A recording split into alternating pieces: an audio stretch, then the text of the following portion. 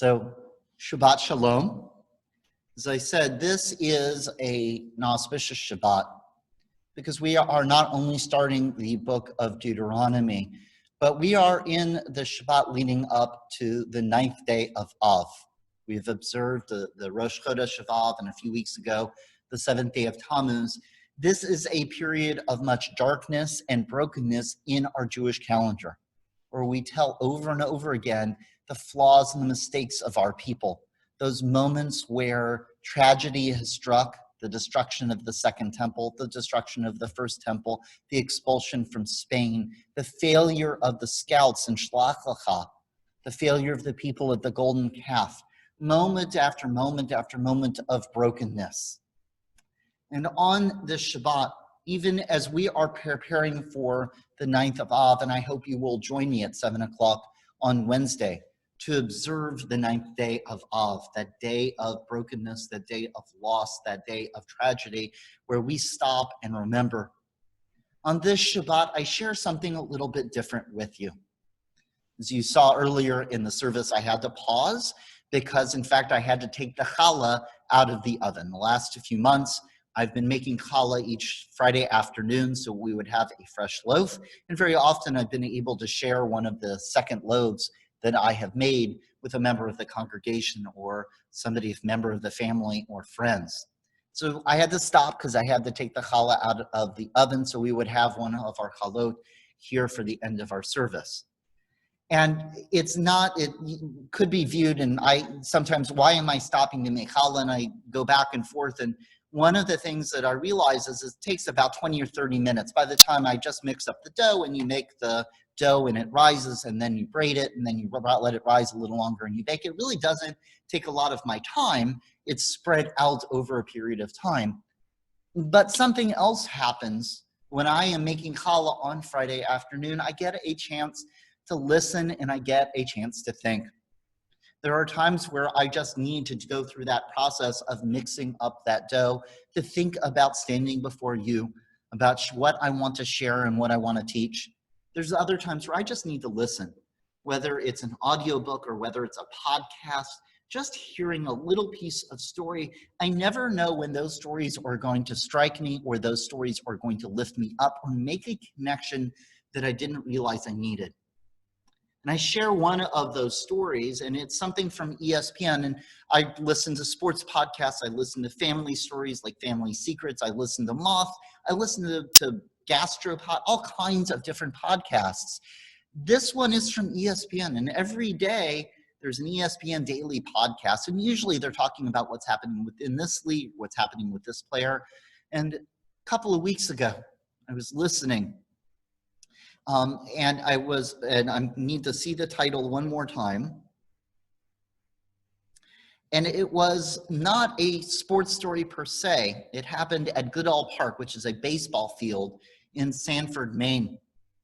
And it happened at there was a Little League game. And in this Little League game, it's probably about 10 or 15 years ago, might have even been sooner. In the middle of the Little League game, as they're telling the story, a car comes careening onto the field. It bashes through the gates, comes careening on the field. Kids are scurrying. Adults are trying to protect the kids. And one gentleman gets in the way of the car, and the car strikes him, eventually killing him. The name of that man is Douglas Parkhurst. And for a little while, they were calling him the hero of Goodall Park because he told his people he was sitting with, I am going to save those kids.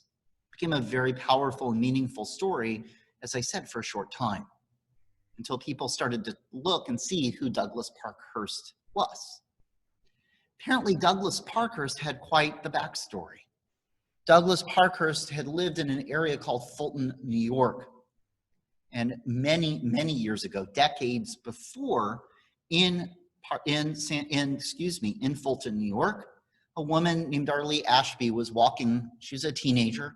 She was walking with her little sister, Carol Lee, and they were crossing a busy road. And as they are crossing, 1 minute, Darlene is holding her sister's hand. The next, Carol Lee is gone from her hand and has been struck by a car and thrown down the highway 130 feet and killed. The car drove on. No one ever knew for decades, knew who this was until a little bit of investigative reporting, a little bit of discussion. It finally came out after decades that Douglas Parkhurst, who was the hero for those few days of Goodall Park, was in fact the man who had struck Carol Lee Ashby. And because of the nature of the accident, that it wasn't murder and it wasn't premeditated and it was a hit and run accident, because it had been so long, the statute of limitations had run out. And even though he admitted it, there was nothing they could hold him guilty for. Douglas Parkhurst was a proud man and a stubborn man and refused to apologize to the Ashby family. They had their answer. They knew who had done it, and yet he refused. And then you get the story of what happened in Goodall Park. That could be the end of the story of, is there justice, and how do we feel about this, and how can he be a hero protecting kids in this one place when he has taken this life of a child in another and refuses to apologize for it? Except something else interesting happened. And as I thought about that story, as I was reading this week's Torah portion, something really powerful struck me. Because wouldn't you know it, Douglas Parkhurst was a father, a grandfather, and his grandson, Douglas Parkhurst III, 19 years old, had a lot of rough stuff going on in his life. He read the story of what his grandfather had done. He found out about Carol Lee Ashby and Darlene Ashby. And he said, you know what? My grandfather won't apologize. My dad doesn't know what to do with this. I'm going to apologize.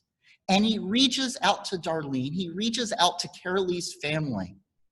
And he says, I know what my grandfather did. And I am his grandson. I am his namesake. I can't take away what he did. But I offer my apology on behalf of my family. Someone in this family cares. Somebody in this family is broken and upset by it.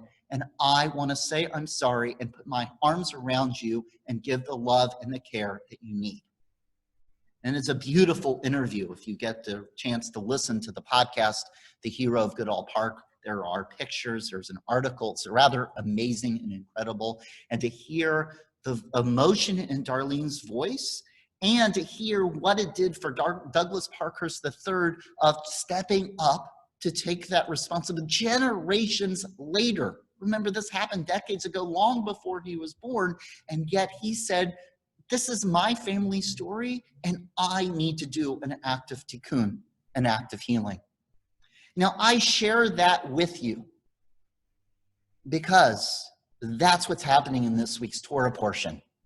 Because in fact, we are finding ourselves at the very beginning of the book of Deuteronomy. And in the book of Deuteronomy, we are 40 years after we have left Egypt. The people of Israel left Egypt. They crossed the Sea of Reeds 50 days later, then at Mount Sinai. And the whole story ebbs and flows. They have successes and they have failures, glorious failures. They kvetch, they complain, they fight, they battle, they get mad at Moses, they get mad at Aaron, on and on and on. They have moments of triumph and they have moments of failure. And in fact, in this week's Torah portion, it recounts much of it, including the account of the spies, the scouts, which were said happen is connected to the cycle of the 17th day of Tammuz and the 9th of Av. The scouts went, and one from each tribe, and they were supposed to go into the land and see the fruits of the land and be impressed by the fruits of the land and come back and tell the people, we're ready to go in 2 years after they had left Egypt. But they came back and they fetched and they whined and they showed fear. We can't do this. They're so much bigger than us. We will never succeed. And in that moment of loss of faith, God says, you guys can't go into the land. It has to be your children. And so here we have in our Torah portion, Moses recounting not for the people who left Egypt, but for their children and grandchildren, saying, these are the mistakes that your parents and grandparents made, that me and my generation made, and you're going to get the chance to go into the land of Israel. You're going to get a chance to go into the promised land. And how are you going to do it? Are you going to do it with hubris? Are you going to do it with ego? Are you going to do it with a sense of entitlement? Are you going to do it with humility? Are you going to do it with a sense of tikkun, of repair in your heart and in your soul? It is important in this day and age, as we come into this time of not just to say, woe is me, not just to say, oh, that was in the past, it doesn't impact me. We have a chance, generations later, whether it is our story or the story around us, as we look at issues of racial justice and economic justice and gender justice, all of these different things that are calling out to us in our day and age.